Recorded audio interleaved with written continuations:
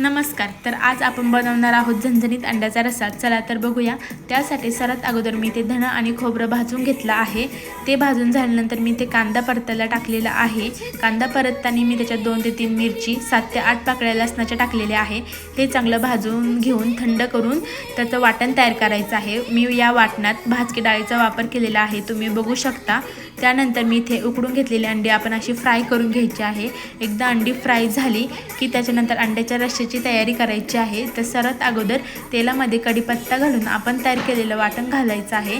ते वाटणाला चांगलं तेल सुटेस्तोपर्यंत परतून घ्यायचं आहे. एकदा तेल सुटलं की त्याच्यात मसाले ॲड करायचे आहे. तर मसाल्यांमध्ये आपण बेसिक म्हणजे हळद, घरचा मसाला आणि लाल मिरची पावडर टाकते आणि त्याच्यानंतर मी इथं कोल्हापुरीचा अंडा करी मसाला यूज केलेला आहे, तुम्ही बघू शकता.